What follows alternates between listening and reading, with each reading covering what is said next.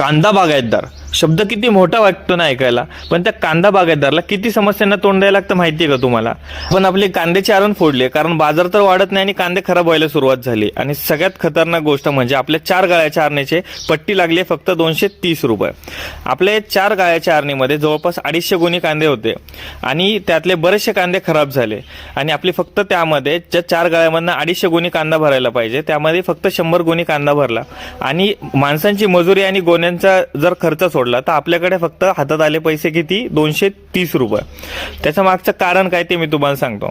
आपण आपले ना 4 गाळे ज्यावेळेस फोडले त्यावेळेस आपल्याला जाणवलं की आपले बऱ्यापैकी कांदा हा खराब झालेला आहे. तर किती खराब झाला बघा. आता आपण कांदा भरायला सुरुवात केली आहे तर कांदा किती सडलेला आहे ते बघा. एवढा कांदा सडला आणि त्यामधनं बऱ्याचदा तर त्यामधनं पाणी व्हायला सुरुवात झाली होती. एवढा कांदा खराब निघतोय आणि एवढीसा चांगला निघतोय. आपण तो सगळा कांदा मग जेवढा चांगला जो निघतोय ना तर थोडाफार जो कांदा आहे तो गोण्यांमध्ये भरला. आणि खराब कांदा आपण डायरेक्टली ट्रॉलीमध्ये भरतोय की जेवढे खराब झाले ते सगळे ट्रॉलीमध्ये लोड करायचे आणि चांगला कांदा डायरेक्ट गोणीमध्ये भरतोय. पण खराब कांद्यामध्ये असल्यामुळे त्या कांद्याला पण आपल्याला बाजार मिळणार नाहीये. आणि त्यात एवढा कांदा सडलाय की जवळपास आपल्या ना 2 ट्रॉल्या भरलेल्या आहेत. इथं तुम्हाला दिसत असेल की ना 2 ट्रॉल्या आपल्या, आणि त्या सडलेल्या कांद्यामधून लिटरली पाणी वाहत होतं. आणि वैतागून शेवटी आपल्याला त्या 2 ट्रॉल्या आपल्याला खड्ड्यामध्ये डायरेक्टली डम्पिंग करायला लागल्या. आपला जवळपास 100 ते 150 गोणी कांदा जागेवरती सडला. तुम्हाला वाटतं कांदा पिकवणं खरंच खूप सोपं आहे, पण एवढं सोपं नाही आहे एवढं तुम्हाला वाटतंय.